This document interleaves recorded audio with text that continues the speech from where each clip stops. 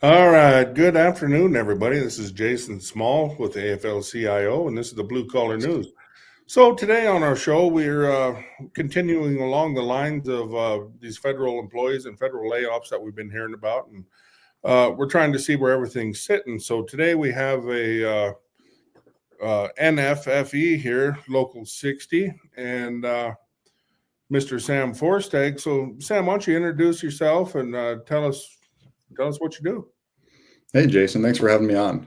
Sam, I am the Vice President with National Federation of Federal Employees, the Forest Service Council. Our Local 60 covers the low National Forest, Bitter National Forest, and a couple other research offices based out of the region for Region 1 here, Montana, Idaho, North Dakota. And my day job is I work as a smoke jumper here at the Missoula Smoke Jumper Base when I'm not too busy catching up on all the chaos that has been chasing us around as union leadership lately. Right. No, it's been a pretty intense period here. So, Yeah. uh, so I guess starting off, why don't you tell us what your members do? I know there's different things, right? And let's Mhm. start there. I mean, we got some firefighters, smoke jumpers, park personnel. Why don't you just lay it out there for us? Yeah, absolutely.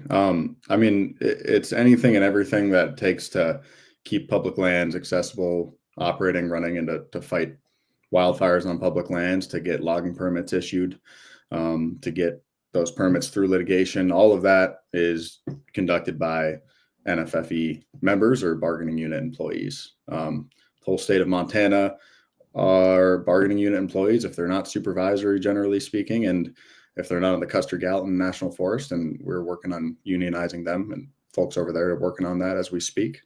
But that's what the work we do looks like is, I'm at the smoke jumper base. I've been a wildland firefighter for the last 8 years. A lot of us are in wildland fire, so that might be hotshot crew members. That might be folks on the district, on engine, repellers, helitac, smoke jumpers. But it's also folks who run the trail crews and make sure that you can get more than a mile or two in from a trailhead without having to climb over down trees and brush. Folks that keep campgrounds open, make sure that the bathrooms are clean, make sure that you can navigate the road into it. And a lot of those people were summarily fired in the last few weeks. And we've been working our tails off to try to get them on whatever track we can to get them their jobs back. Right on. Yeah, no, that's always a huge deal. Montana is one of those funny states where we have a limited amount of people and a limited amount of jobs, but unfortunately, when there's a big layoff, a lot of people have kind of the same resume, so they're fighting over scraps everywhere. Makes Yeah. it difficult. So, what is the kind of the demographic of your union members? Where are they located mainly, or which where all are they at? Yeah, I think that's a unique thing about a union like ours, where we got federal employees all across the state. You're going to see folks, say where I started my career in Lincoln, Montana, or spent a few years up in Condon in the Swan Valley north of Sealy. I mean, a lot of our union members might be 10, 20, 30% of the workforce in small communities, especially small communities that are surrounded by forests and public lands. But yeah, we have members stretching all the way to eastern Montana and every quarter of the state. If you've got a national forest, you have members, and if you don't have a national forest, you probably have BLM union members who are either part of NFFE or AFL-CIO, keeping those lands accessible and keeping them safe from wildfire in the summers. Right on. It's a huge deal.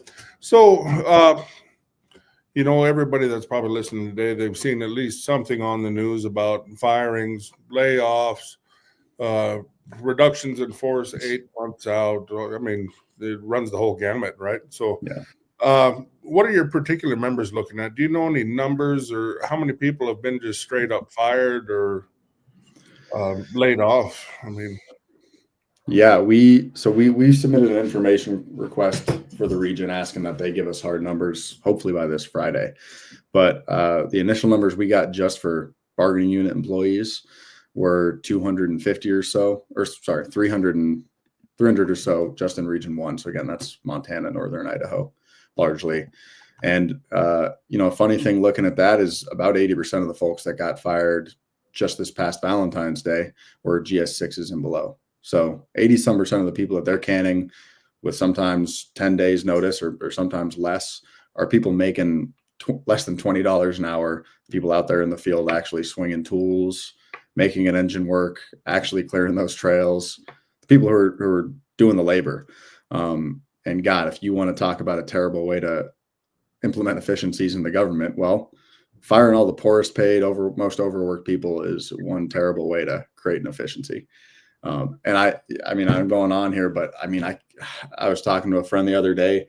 You know what the most efficient thing you possibly could have in the federal government is? It's someone making $15 an hour, like most firefighters did the first few years of their careers, risking their lives, working 15 hours a day out in the field. Most of the time you're a temp, so you don't even have health care. You don't have any retirement benefits. I mean, that ain't right, but it's sure as hell efficient. And that's most of the people that they're firing, because those are the people who, you know, as far as they see it, have the least ways to fight back. But that's what a union's for. You know, with all things considered, and everything's going pretty slow right now at the moment. What are you guys doing to prepare, and what do you normally do in the off season?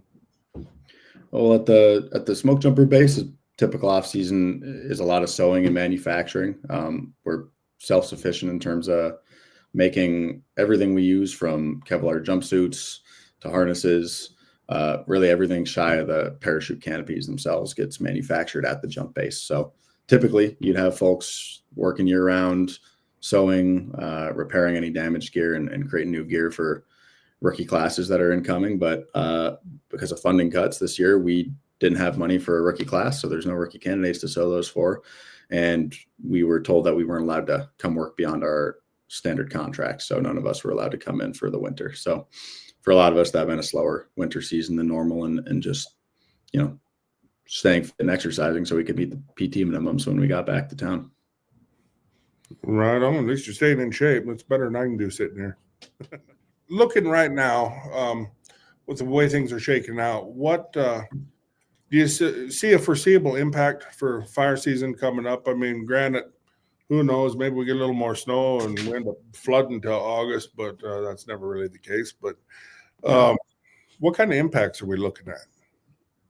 Yeah, I mean, you know, hard to say what the actual fire season looks like in terms of weather, but you know, what they did at the last minute with this first round of firings, and we got a whole nother round coming up in the next few weeks with the potential reduction in force, is they exempted only primary fire and law enforcement.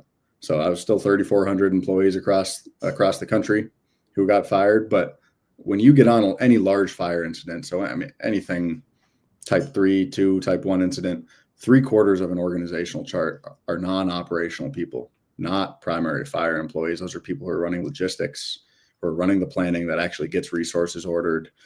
People are getting food there, setting up camp. And for the last few years, we as an agency and the fire service broadly has had a damn hard time filling those roles.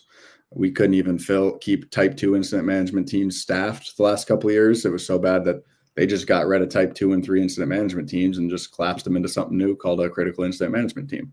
And even those have trouble staying staffed. So when you fire 3,000 people across the country who are largely filling those roles, it really seems like it's going to make wildfire response on any large fires, say something we can't catch with 8 jumpers off an initial attack, it's going to make that organization dysfunctional, or at the very least, it's going to mean, you know, when we get to the ground, if we can't catch a fire, it might normally take 3 or 4 days to get a crew or an engine in there to help suppress that fire. It's going to take 2 or 3 weeks because there's just not going to be the staff there to help do the logistics and the ordering it takes to get people on an incident and on scene.